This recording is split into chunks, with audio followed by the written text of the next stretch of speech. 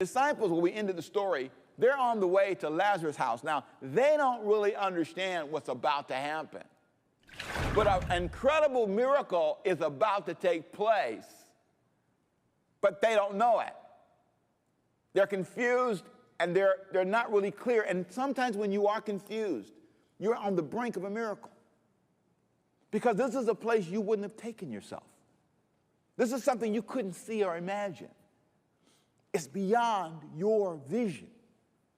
Listen to me. Have you forgotten you're dealing with God? You are not all-knowing. I don't care how spiritual you think you are and how many words of God you have or you speak in tongues. You know, Pentecostals can really be arrogant. We speak in tongues, so we are therefore, boy, we really know God better than everybody. Be clear about something. You may have the right to pray in a prayer language, but you're not God. And he can really surprise you. He can still do abundantly above all you can ask or think. And these guys are walking with Jesus, and they're on their way to a miracle. And they're confused. They don't have a clue what they're going to do. But the last thing that inspires me about this, it inspires me to believe something. In resurrection. You know, we use that word all the time.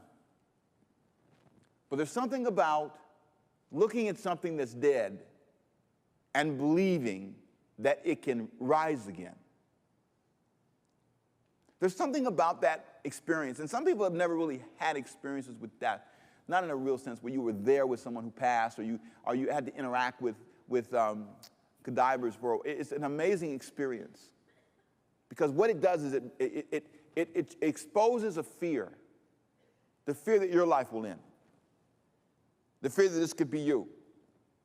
One of the greatest experiences I ever had in my life was being forced as a hospital transporter to have to transport people who passed. I was scared, listen to me, scared to death. Scared, call it what you want. I was scared. Almost quit the job. Scared. When I first went my first day on the job at Cedars-Sinai Medical Center as a transporter, I thought we transported live people. I had no idea that we transported people who were not living. And it was a moment when I was there. And you can't kind of say, would you roll over? Would you kind of move over here? Could you kind of pick some up? I have to put my hand on you. And there's a moment when you do that, when you are engaged in this process, when you go to the emergency room, or when you go to surgery where people die on the table, you have to go get them. It's a moment in your mind. These guys were going to someone that was dead.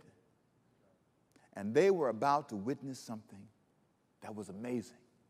Mary, you know, it's so amazing. This description, when they go, it's in, and if you look at verse 38, and it's in it's in John chapter 11,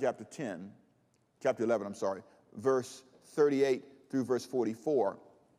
If I can just paraphrase it all, let me just read it for you. It says, once more Jesus felt very sad. He came to the tomb. It was a cave with a stone in front of the entrance. Verse 39, he said to them, take away the stone. Take away the stone. But Martha said these words, by this time, there's a bad smell. That's what runs most of us away from believing in resurrection. This marriage just smells too bad to save. And I am so tempted to be like these guys.